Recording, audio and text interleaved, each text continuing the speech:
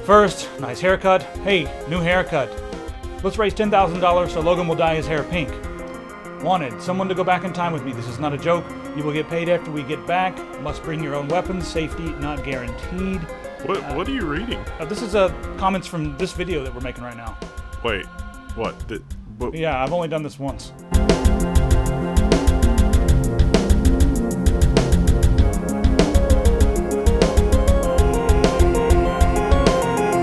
This is a good show. I'm glad you're watching it. I wish that I wasn't in it so I could watch it. Do you ever think that you wish you weren't in the show so you could watch it? No.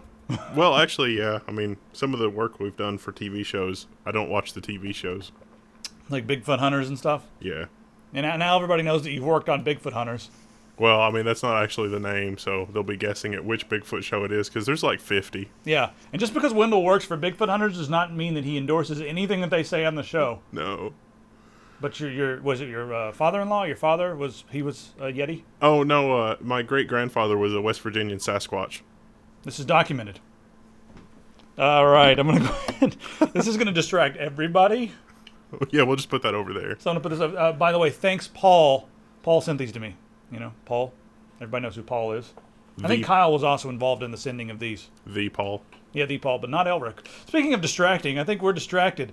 Tech Syndicate Bitcoin mining team. There's a lot of people that have signed up, so thank you guys all for doing that. If you want to help out, oh no, reload the thing, reload the frame. Yeah, sometimes the frame will go bad if you're on techsyndicate.com/Bitcoin. Just right-click in the area where the frame is supposed to be, and then click reload frame, and it'll show up. It updates once every 10 minutes. Whoa, 5.3 gigahash. Yeah, we peaked at like 15, so I guess everybody's playing a game right now. Yeah, it must be game time.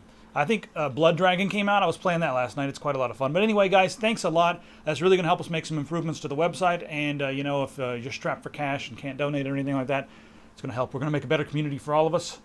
Maybe I should come up with some kind of a document that shows that Tech Syndicate is owned by the community, but led by one or two rulers.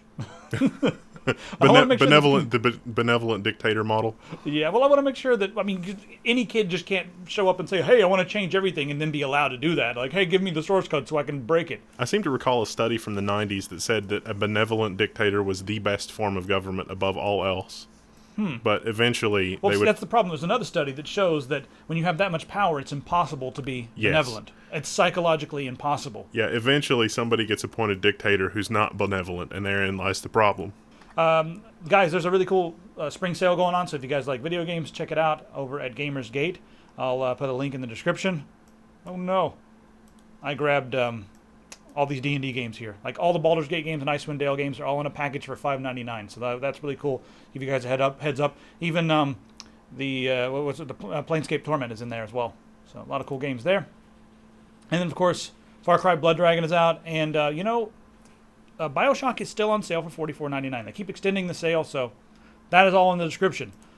All right, one more thing that's going on. Indie Watch, we just released our second one, so if you like indie games, you definitely have to check out Indie Watch. Pistol Line sit around and talk about, different indie games. So the link's on the screen right here. It's on our other channel, Beer Games Beer. So if you enjoy, people playing games and drinking beer and talking about indie games and that sort of thing, check it out. All right, what's this? I'm going to close this. Now let's get started on what's going on in the world. Google Glass will be censoring everything you say. Well, not everything, but if you curse, no. Did you see this? Yeah, I thought it was interesting, but I can't say that it's surprising. There's no keyboard attachment, so you can't type out what you want to say. And if you say something, it will send either a redacted message or a censored message to your friends. I mean, now nobody in the rap community can have one of these.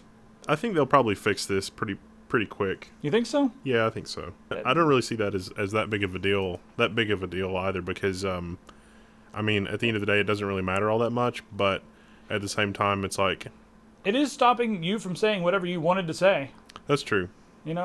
What about the damn Yankees? What if you're saying I'm going to go see the damn Yankees, and Google keeps turning it into the darn Yankees, and someone shows up in New York City at a building that's playing a parody play called The Darn Yankees. I saw a video with Adam Savage where he explained that the FBI called him because he was looking for plans to build a thermal detonator from Star Wars with a little too much zeal. And so the FBI is like, yeah, we have to investigate all this stuff. So, I imagine an apocalyptic scenario where Google Glass is like, oh, thermal detonator, maybe I'd better notify the authorities. I mean, maybe, but, maybe not. Thermal detonator? Yeah. People get excited about thermal detonators, man. Apparently.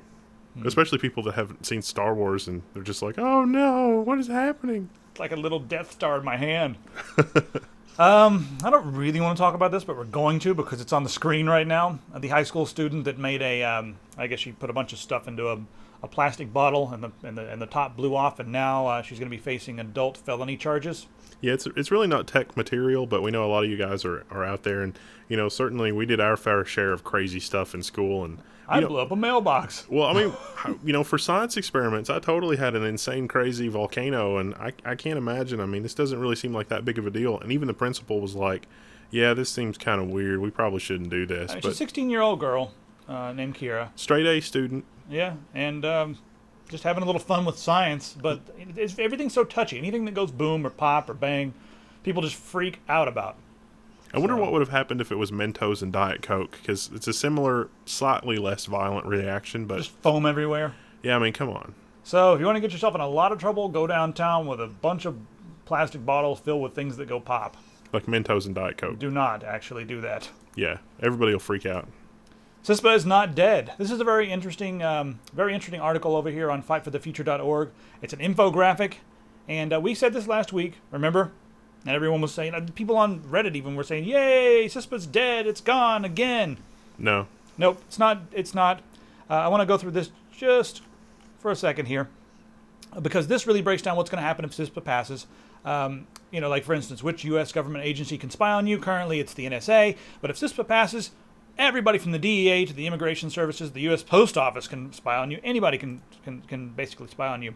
And right now it shows what law enforcement technically needs to watch you on the internet. They need a warrant, subpoena, or a national security letter, but they really ignore all that stuff right now. What's really happening with CISPA is that they're making a lot of the activities that they're already doing legal. So it's like retroactively making the bad things that they're doing now, the illegal things that they're doing, legal.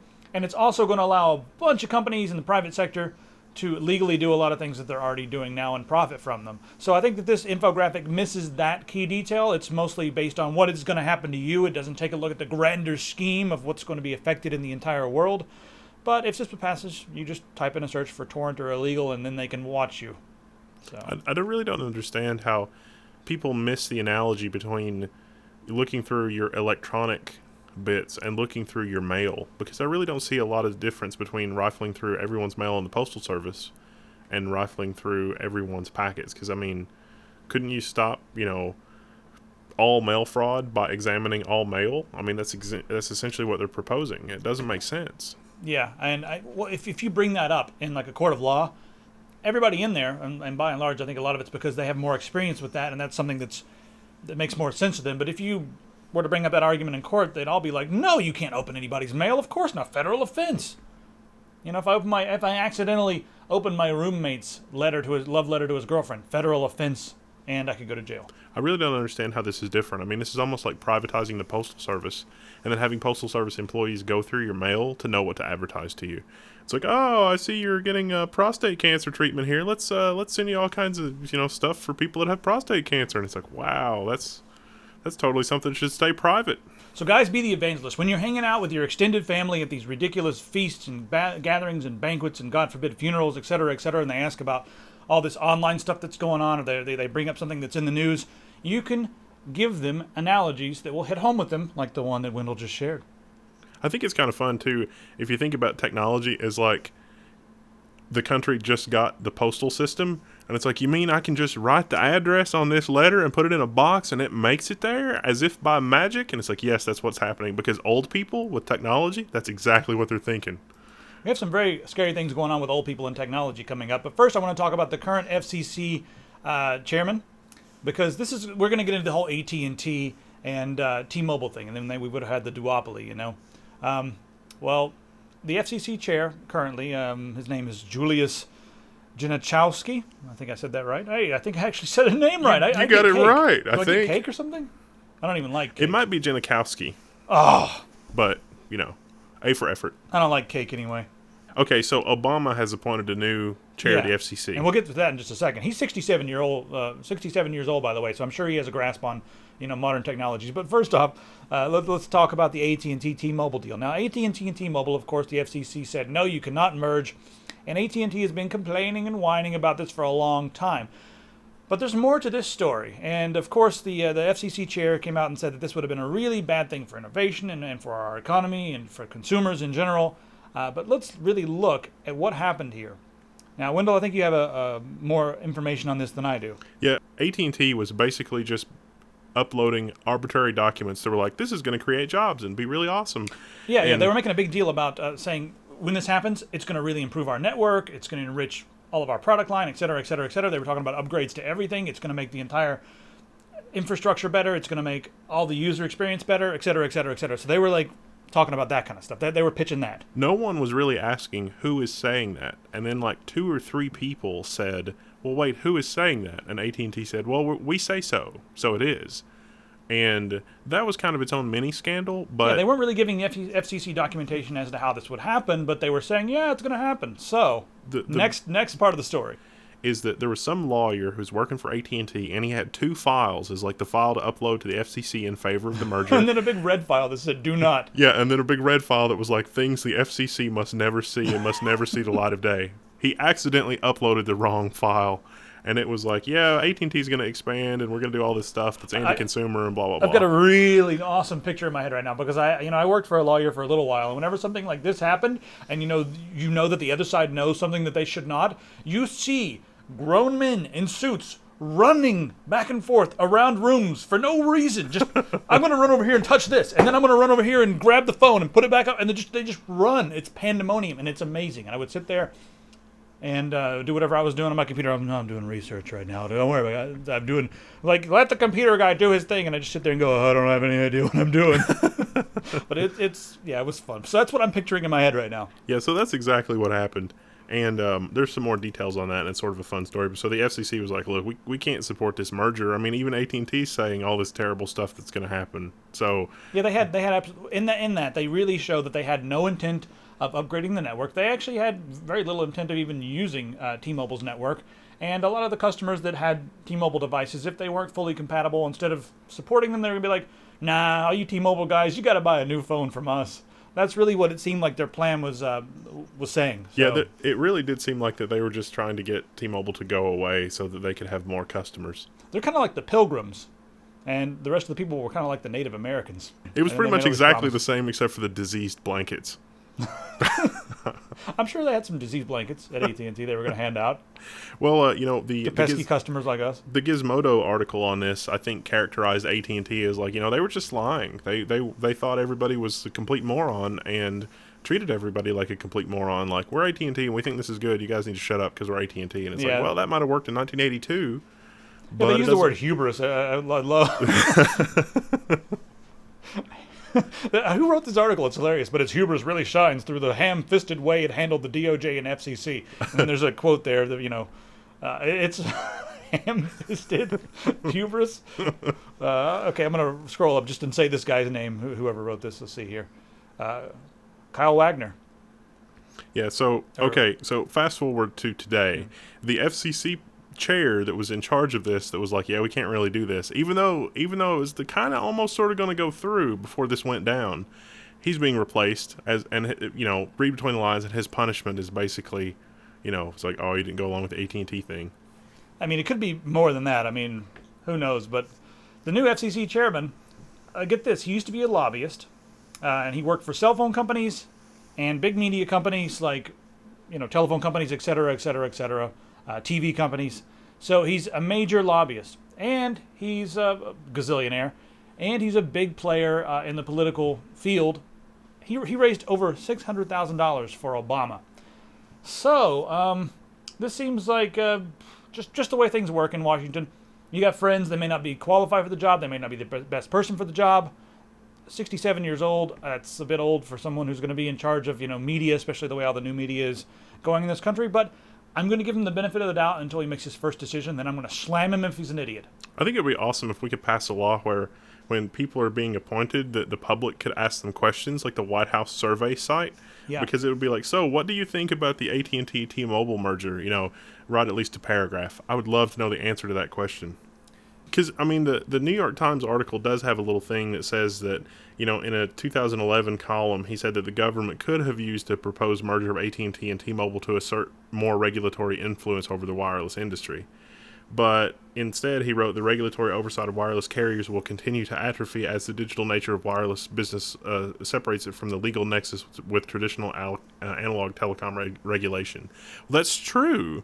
Yeah. But it doesn't actually say if he's, Senator Palpatine or Obi-Wan Kenobi. You don't know. All right, so we'll see how this guy does. I don't trust him just because, where he came from and the fact that he gave a lot of money to Obama, and of course Obama has to appoint him now because he put $600,000 into Obama's campaign fund. So that's the way it works. It definitely makes me nervous. Yeah. All right, let's take a look at what's going on over on the EFF. They've always got something cool going on, and they put together this interesting chart to show you what companies have your back. And I want to note that Apple, AT&T, and MySpace, of course, they don't care about anything, and Verizon are the worst on the chart. They have your back. Under no circumstances do they ever have your back.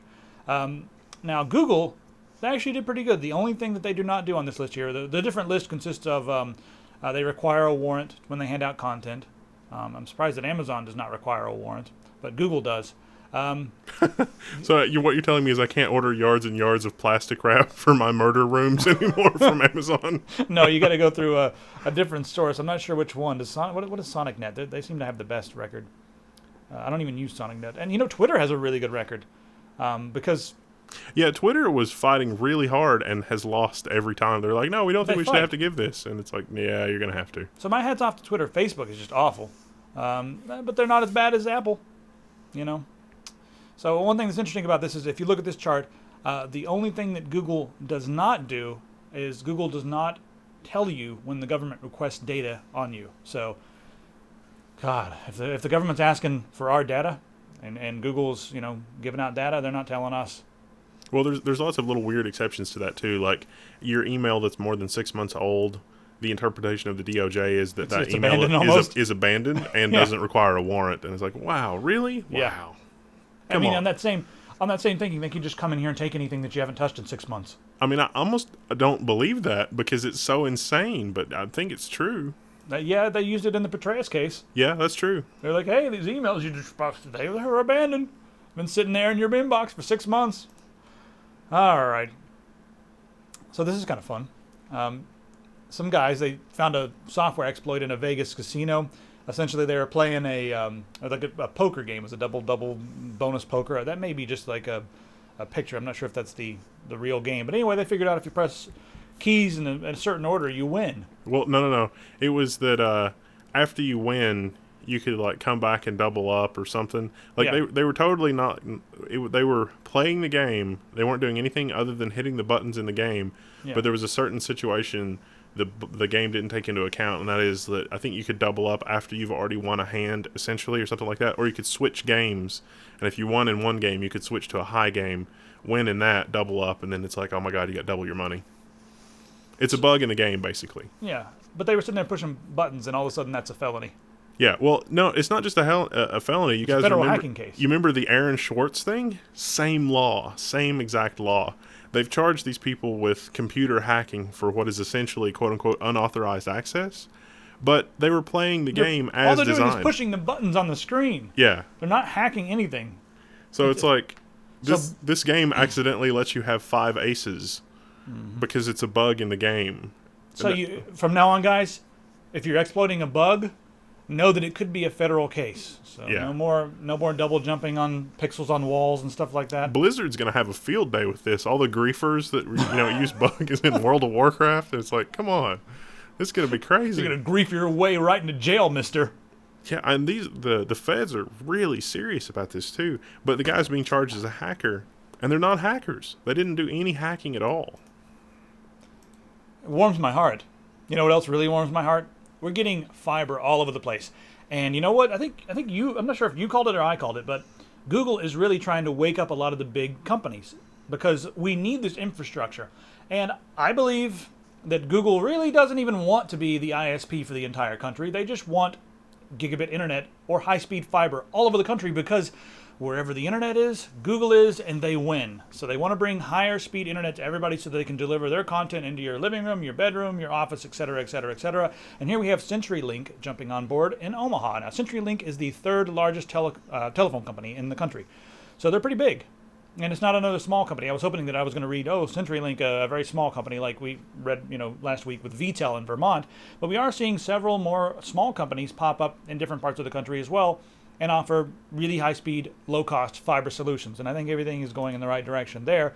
I'll just have to do a little bit more research on CyberLink and see how they are as far as, CenturyLink. I'm sorry, what did I say? CyberLink. Oh, yeah, the PC manufacturer, is that who they are, CyberLink? I don't know. No, they do DSL or something. DVD players. Yeah, Wait, something. Is that CyberLink? Yeah, they make a software package or something, right? CyberLink Power DVD? Yeah. Yeah, I remember that from the back in the days when I used to have a DVD thing. Remember when computers had to have the DVD playback accelerator PCI card? We're old. Jeez. All right. Gee whiz, we're old. Gee willikers. We do sound like a couple of old farts up here talking. We can't even be bothered to get the terminology right. No, it's just we got stuff to do. This here cyber thing with the thing and the fiber. I mean, we got to get finished with this. You can go do your real work, and I can go and swim in a pool of whatever this is. Yeah, CenturyLink. Somebody who has them, let me know how they are. Are they evil? They good? They bad? I've heard that they're terrible. They probably are because they're big. But I don't know. I don't have any experience with them. I've never had them. I know Time Warner sucks. Yeah. Let's have a little fun, shall we? That goes without saying. The IBM movie, A Boy and His Atom. Let's take a look at it here. It's the world's smallest stop-motion movie. Individual atoms. Did you see this yet? Yep. I think everyone should see this. It'll warm your heart. I don't care about this stuff. I just said all that. A Boy and His Atom. Yeah, 30 seconds in, we get to see the 1-minute movie. 1/3 of this movie was intro. I've seen indie films like that. All right. These are individual atoms. Mm-hmm. And they didn't do anything cheesy like name him Adam the Atom Boy. They didn't. I'm very happy. Wait a second. Read here in the description. Adam the Atom Boy. No, I'm joking. All right, so go watch that until your eyes bleed. But more importantly, at the end, there's a link to watch the making of this video. Came out on April 30th. It's got 1.7 million hits so far. So I think Hollywood may look at this and see, hey, there's a market for Atom stop-motion movies. I'm actually honestly surprised that this movie's still up and hasn't got a cease and desist from the MPAA.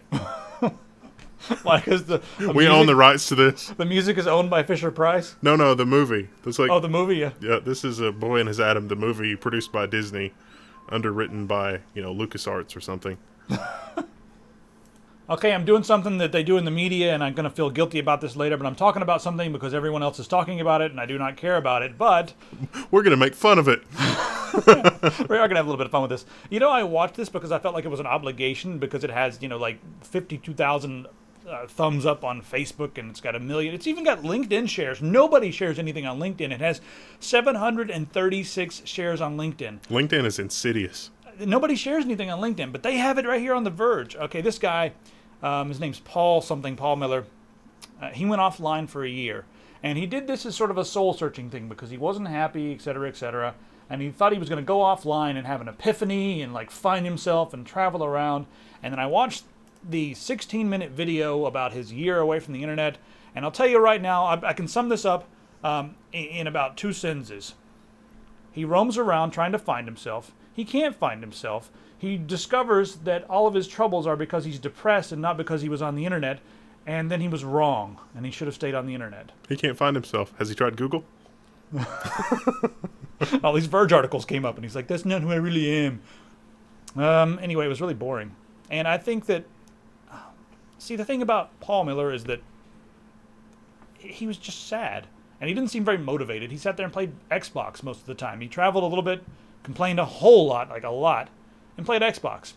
And then we have this dude here, who was in jail for 25 years. He went to jail in 1987, and then he just got out of jail 25 years later, and the internet blew his mind. Now, before we get into this, his name's Michael Santos. He went to jail for cocaine. He was like a drug lord at the age of 23 or something. He saw whatever that Tony Montana movie was that was set in Miami, that crap movie that everyone goes crazy about. And he's like, I'm going to be that guy. Yes, and he was. He was that guy for a little while. He was employing several people, and, he was traveling to Miami, and they were smuggling cocaine up to Seattle, Washington, et cetera, et cetera. Well, with 25 years, I figured, he just had stolen a candy bar or something. Yeah. Because it's Florida. Well, he went to Berkeley, and he's got like a 39-minute video on this website here. You guys can check it out. It's it's like really motivational. This guy found himself, started reading, philosophy, Socrates, etc. And then he gets out, and the internet blows his mind. So you guys should watch the video, read the article. It's inspiring, like truly inspiring. And I think a lot of it is here we have someone who has drive and who does not just sit on the couch all day. And when you find someone like that, they're special people. You look at them, see what they have to say, see if they can contribute anything to your life or your views on the world. Take what you can and move on. I read this and it was reminiscent of some of the earlier works on the long tail. And that is, no matter how esoteric your tastes are, you can find a community for yourself on the internet. And that is sort of the long tail of commerce and the long tail of communities and things like that. Well, this speech here at UC Berkeley was very interesting. I want to add one more thing about this guy because I was curious, like, who is this guy? He got married while he was in jail. He met his wife and all that, got married 10 years into his sentence. She stayed with him, and she picked him up from jail. Wow. That's slightly disturbing. Yeah. So I think he was blogging from jail as well, but that he didn't really know much about what was going on the internet, but somehow he was able to maintain a blog. So that warmed my heart. The thing on The Verge just kind of felt hipstery and silly. Shallow and pedantic. Intel has a new CEO. We're getting into some hardware, but we're going to segue into it with this article. The Intel CEO is now Brian Krznachich. He's only the 6th Intel CEO ever? Mm-hmm. Or the Intel's only switched CEOs 6 times, making him the 7th CEO. Now, he was the current chief operating officer. The board says that they could not be happier. He may take Intel in a slightly different direction. I do not think they're going to leave the x86 crowd. I do not think they're going to leave the desktop CPU crowd, but they're going to expand themselves. They're going to also start making chips for, tablets, et cetera, et cetera. Maybe they can finally fix their power problems. Yeah. Well, that's x86 a lot of it. I mean, who knows? Maybe we'll even see Intel make an ARM chip. I'd like to see something in the x86 genre with as much power consumption as an ARM. I don't know if that's possible. Is it really? I mean, the Atom is a RISC and stab. CISC, well, the Atom is a stab in that direction, but no. Yeah, I mean, I don't think you can do it with CISC. You need RISC. Yep. You must take a risk, Intel. I'd say we'll probably end up with some sort of weird hybrid thing where like modern software is compiled to use the ARM and then you have the x86. It's just the performance junkies will be like, oh, I need both. And they tried that with the Itanium, and so they're really shy about doing that again. Yeah, the Itanic. They're like, well, we'll just put a Pentium on here with the Itanium and that'll be fine. And then No. Speaking of interesting new hybrid technologies, let's talk about AMD. They have revealed a potential parallel processing breakthrough. And this is going to be something that we see on their APUs. It may also be used for different technologies as they go forward into different fields. And we'll talk about that in just a second. But first, I want to focus on this technology. Now, typically, when you have an onboard CPU like their APUs, the APU will share the system memory with the CPU, but they will not be able to share the same memory banks or the same parts of memory. Well, now with this, they can share the exact same memory stashes. Caches. They said stashes in this article. I think they're crazy. I think they're crazy too. Yeah, it is caches. I looked over and read caches, and I was like, wait a minute. You mean caches? Stashes of caches. Stashes and stashes of caches. Well, this is, this sounds, this should sound familiar. And, a couple of days ago, we talked about the PS4 architecture. And a lot of the stuff that AMD put into the PS4 architecture, this is the same kind of stuff. And this is the stuff that may let the PS4 platform sort of separate itself from the x86 platform, because you get the GDDR5 on the PS4 for speed. And so having this memory architecture with insanely fast memory, that could be a huge parallel processing breakthrough, and the real world applications for that are going to be on the PS4. Yeah, and normally, let me just break it down to show you how much faster this is going to be. Normally, if you have something on the CPU, and that bit of memory needs to be on the GPU as well, well, it has to be in 2 instances on the memory. But now it'll be able to share the same exact memory, or the same exact cache on the memory. Well, and you have to, to get it from A to B, you've got to send that through the bus, and so that adds latency. A lot of latency in some cases. But now, that's a complete non-issue. And it's also paving the way for AMD as they pioneer their new custom chip division. So here's what AMD is planning to do, and they're using sort of the PS4 as the launch pad for this. But they're saying now that they want to be a custom chip manufacturer, because right now 85% of their profit comes from the x86 market, and they want to get away from that because x86 is going downhill. They don't really have anything going on in the tablet world, but they want to start making more custom chips like this. And you know, with technology like this, their APU technology, there are some smart guys working over at AMD. I mean, they're strapped for cash, and that's a worry. Their stock is low, but their stock jumped up. You know, they jumped way up. Some people even I guess suspected an Intel buyout. No, that will never happen. I don't think that will ever happen either. Because of the whole government supplier business. Yeah, and I'm not sure how their contract is worded. You know, their x86 contract. I'm not sure how that works. If there was some kind of a buyout or something like that, but I don't see that happening, and I see AMD even resisting, even if it's an insanely good offer. There might be a buyout from Samsung. No, well, yeah, Samsung or TSMC or one of those. I mean, that's possible, or the other way around. Or Global Foundries. AMD might be able to do a leveraged buyout of one of the other. I mean, that's possible. Yeah. Well, who knows? But it's pretty interesting, and for the future, I don't know. Buy. I think it's pretty good that AMD is going to get away from the x86. I mean, they're still going to be making x86 parts, of course, but they're going to diversify a little bit. So custom chips. We could see them in several of the future consoles. And who knows? AMD devices popping up in cell phones and tablets? I don't know. You know the guy from BlackBerry, the CEO, what's his name? Thorsten Hines? Yeah, I saw this article. He said that tablets are going to be a thing of the past in 5 years. He said they're irrelevant and they're a bad business model. And the reason behind this is that he said the screens on mobile phones are getting so big that tablets are going to be irrelevant. And, I mean, I don't know. How do you feel about this? Okay. Here's one scenario where he's not lying, but he's also not prophetic. And that is Google Glass takes over the universe, and then your mobile phone becomes a keyboard. And then tablets could go away, maybe. Because you've got a high-resolution display that's floating in front of your face, so you don't really need a tablet anymore. Right. But, otherwise I don't see it. You will need a keyboard, and Google Glass does have the Bluetooth, so it could be the keyboard that you can curse on. I think, in Futurama, that thing on Leela's arm, we're all going to have those. We're going to have that and Google Glass. It's going to be crazy. I prefer to think of it as the thing from Fallout. What's the the Pip-Boy? Yeah, okay, Pip-Boy, yeah, that's fine. We're gonna all have a Pip-Boy. I'll take a Pip-Boy. Even though I don't like wearing watches, I'm kind of weird about that, but I think I'll wear a Pip-Boy. Honestly, if I had like a comfortable and it would like stay on my forearm, I'd probably wear one now. If it had VATS, that'd be great. Imagine if we had VATS. Well, a Nexus 7 in that kind of amount, that would actually be kind of handy. All right, I want to give a shout out to Ryan Shroud. He's our friend here in Kentucky. He got his hands on a 4K television, and he's been doing some tests with it. So, an interesting article. We should go over there and see him. He's like not far away, right? Yeah, we're totally gonna go see him. Yeah, Ryan. I'm kind of worried right now because he just raised $14,000, $14,472 as of right now, to get us some video equipment. Wow, that's so much. You know how much everything we have in here is like $4,000 or $5,000.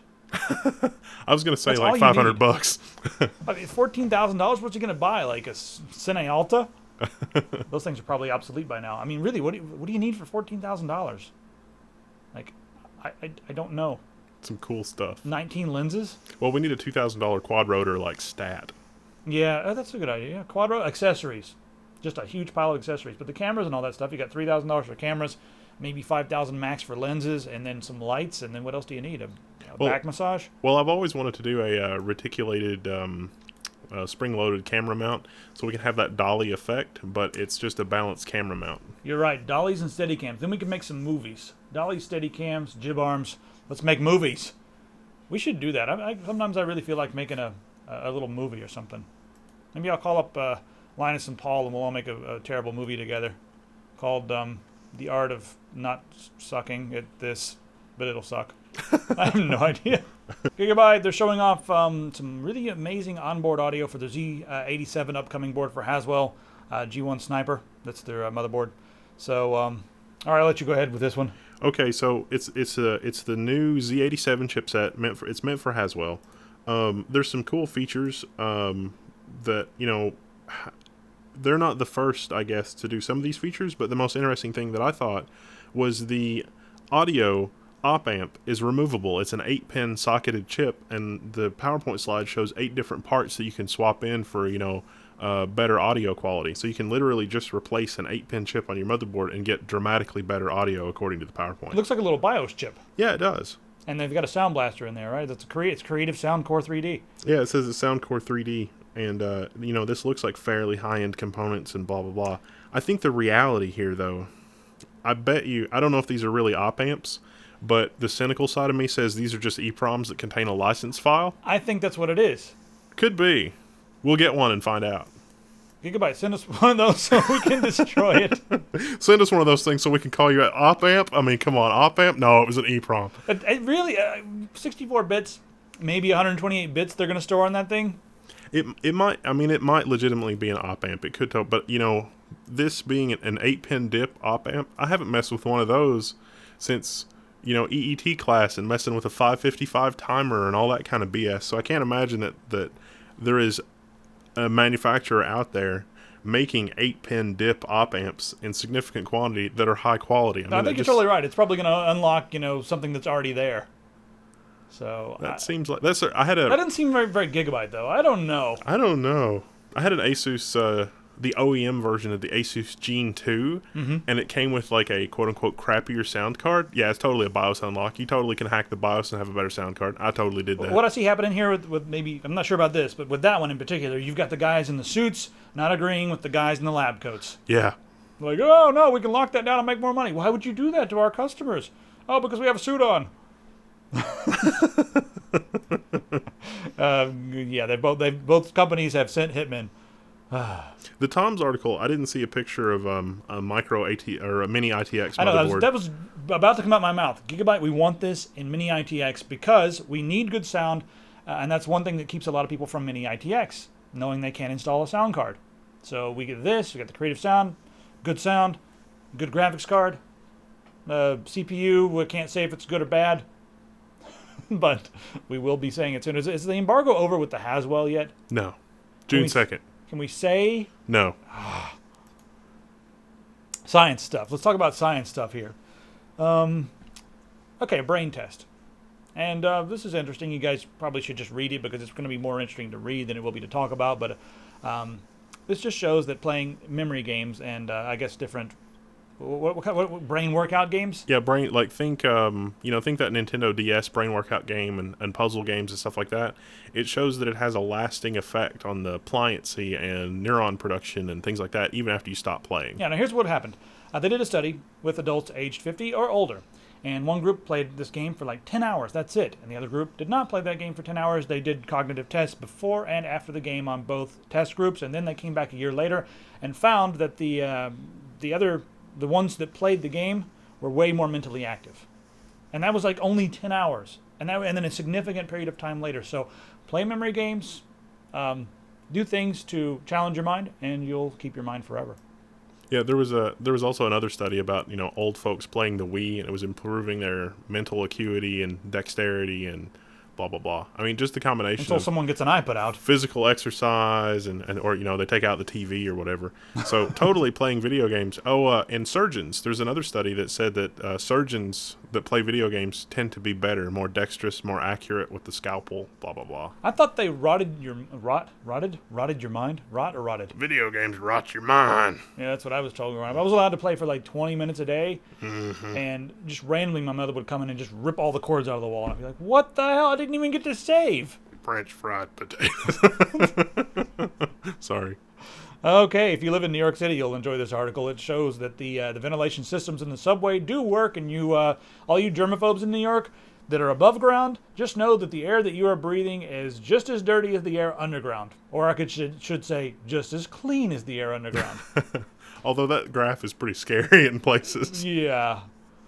If you're really a germaphobe, why are you in New York? But I knew a few of them, that would walk around doing stuff like this to open things and whatnot. So, yeah, that was our science segment today. It's not very compelling, but sorry. Maybe you learned something. Gaming segment, let's have one of those. This may something your interest. What word do I want there? This may pique your interest. This may pique your interest. Pique, yeah, pique is the word I wanted there. Phil Fish. Phil Fish, he made the game Fez, and he did so over a long period of time and almost killed himself and everyone else in the process. If you've seen Indie Game the movie, you know what I'm talking about. It's a pretty compelling movie. And yeah, he came off as being a tough person to deal with. Anyway, he tweeted the revenue sharing model that is typically confidential. He tweeted Steam's revenue sharing model and compared it to the one on Humble Bundle. And here's what he said in the tweet. Let me scroll down to it. The Humble Store is the best way to support us. We get 95% of revenues as opposed to Steam/Good Old Games 70%. Well, that may vary, though, because that's super secret. So from publisher to publisher, title to title, that percentage may vary. Yeah, I imagine if it's a game that Steam really wants and the publisher is just not wanting to cooperate, maybe they'll give them 80% or something like that, and who knows?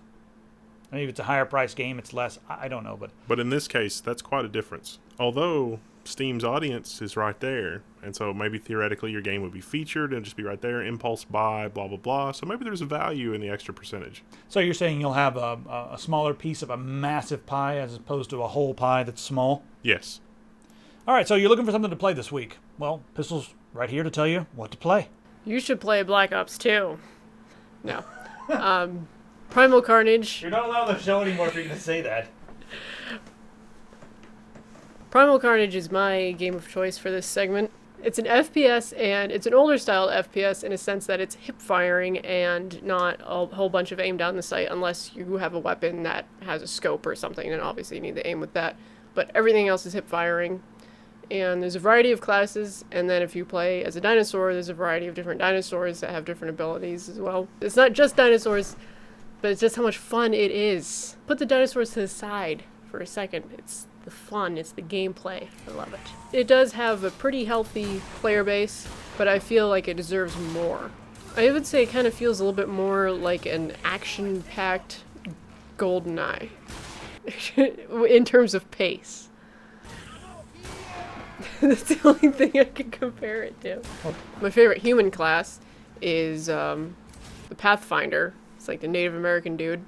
He has a shotgun as his main ability, and the secondary ability is flares, which are extremely blinding to the dinosaurs. They cannot see anything when they're near a flare.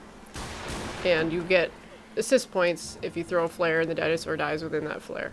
My favorite dinosaur class is a toss-up between the T-Rex and the Raptor, because the Raptor is really fast, sneaky, can pounce on the humans and hold them down, bite them as long as you don't get shot, and can jump really, really high, which is good for jumping over fences or on top of buildings and such.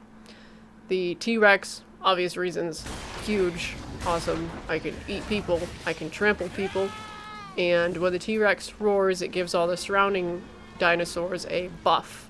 Steam is currently having a temporary Unreal deal. It's about 6 or 7 games that are made with the Unreal Engine, and they're all grouped together for $20. Primal Carnage alone is $15, so $20, you pay $5 extra for a bunch more games, and I can vouch for one of the games on the deal, which is Cube, which I played myself. Any person that likes Portal will like Cube, so that's a good one. So Primal Carnage is this week's recommendation, and I'll see you next week. I think I might be playing that later. Actually, I'm going to play Blood Dragon later.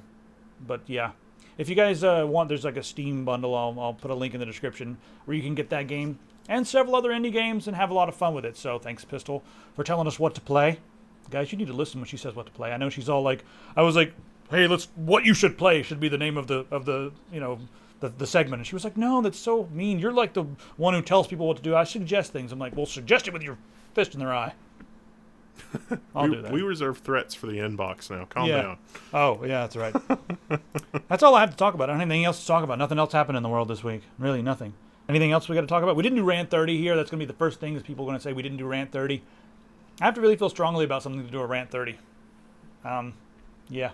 I mean, I guess we could have done Rant 30 about... Well, there was nothing that was... I don't know. There wasn't really anything that was... I mean, there was tons of egregious things happening all the time, and politicians haven't got a clue, and blah, blah, blah, but Rant 30 is reserved for especially egregious violations. I think I might be jaded. I'm becoming so used to the sensation of being appalled that it's like, whatever, I'm appalled. Instead of being like, I am appalled. How could this happen to me? I'm just like, yeah, I'm appalled. What do you want? I'm going to go get some food. You guys want to get some dinner? Yeah. Well, I got quite a few people saying that that was an awfully cynical description of why the Senate didn't pass CISPA, and it's like, well, what do you want? That's what really happened. Would you rather not have the truth? Because we can do that. You know, we can just talk about pop culture and Justin Bieber's hairdo and like who kissed who. Is that what you want this show to be? I don't think that's what you want. No. I don't want it either. I'd kill myself. We've already had people threatening to unsubscribe for less. I know. But you know, what about all the other morons that would subscribe if we started talking about Psy? Is that the guy's name who sings? Gagnam or whatever? I have no idea what you're talking about. No, I don't either. Well, let's end on that note. I'll see you guys next week. You guys better subscribe. It's over there. Bye.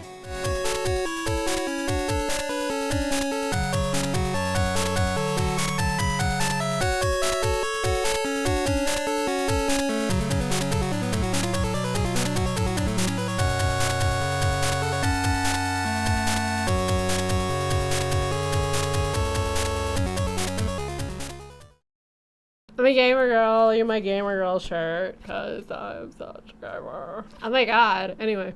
What the hell is that?